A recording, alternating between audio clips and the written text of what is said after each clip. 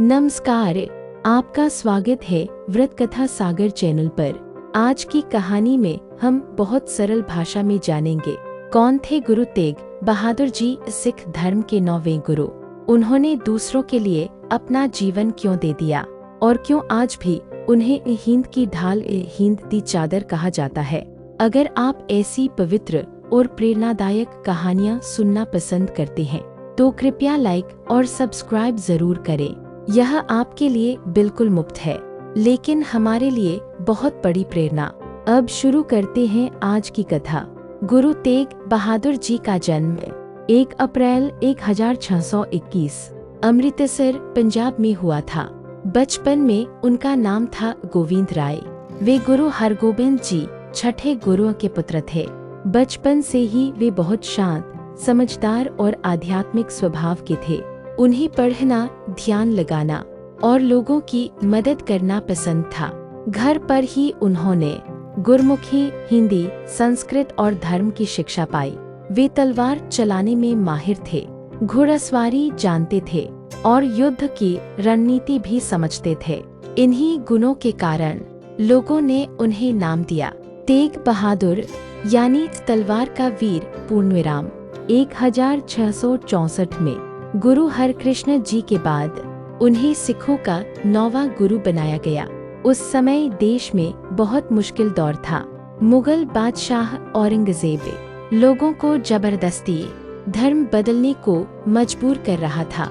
कश्मीर के कई पंडित और शिक्षक बहुत परेशान होकर पंजाब में गुरु जी के पास आए। आंखों में आंसू लेकर उन्होंने कहा, गुरु जी, हमें अपना धर्म छोड़ने को कहा जा रहा है, हम क्या करें? गुरु जी ने थोड़ी देर चुप रहकर कहा, अगर मेरे जीवन से हजारों लोग अपनी आस्था बचा सकते हैं तो मैं यह जीवन देने को तैयार हूँ। अब यह बात सीधे दिल्ली के बादशाह को बतानी थी, इसीलिए गुरु जी पंजाब से दिल्ली की ओर निकल पड़े। वे गांवों और नगरों से गुजरते हुए लोगों को साहस देते गए। जैसे ही औरंगजेब को खबर मिली, उसने आदेश दिया, उन्हें रास्ते में ही पकड़ लो। कुछ ही दिनों में गुरु जी और उनके 3 साथियों, भाई मती दास, भाई सतीदास, भाई दयाला को गिरफ्तार कर लिया गया। जंजीरों में बांधकर उन्हें दिल्ली के लाल किले में कैद किया गया। कैद में उन्हें बार बार कहा गया, इस्लाम कबूल करो या चमत्कार दिखाओ या मौत स्वीकार करो। गुरु जी ने शांत स्वर में कहा, धर्म डर से नहीं बदलता। कई दिनों बाद आदेश आया, गुरु को चांदनी चौक में लाया जाए। लाल किले से उन्हें बाहर निकाला गया।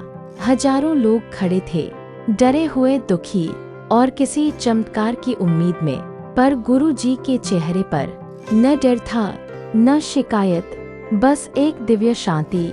उनके सामने उनके 3 साथी मारे गए। लोगों की आंखों से आंसू बहते रहे, पर गुरु जी अडिग खड़े रहे। उन्होंने धीरे से कहा, हे परमात्मा, जो यह सब कर रहे हैं उन्हें सद्बुद्धि देना।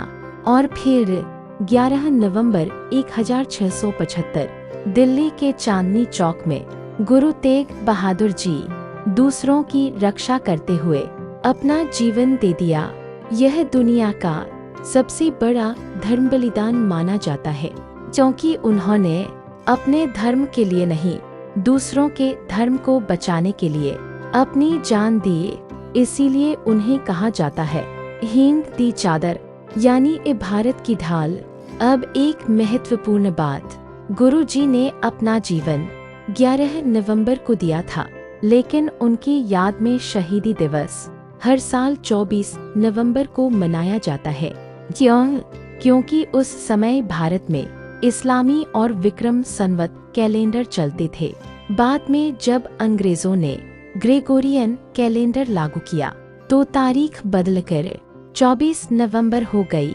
इसलिए 11 नवंबर बराबर वास्तविक दिन, 24 नवंबर बराबर हर साल मनाया जाने वाला शहीदी दिवस।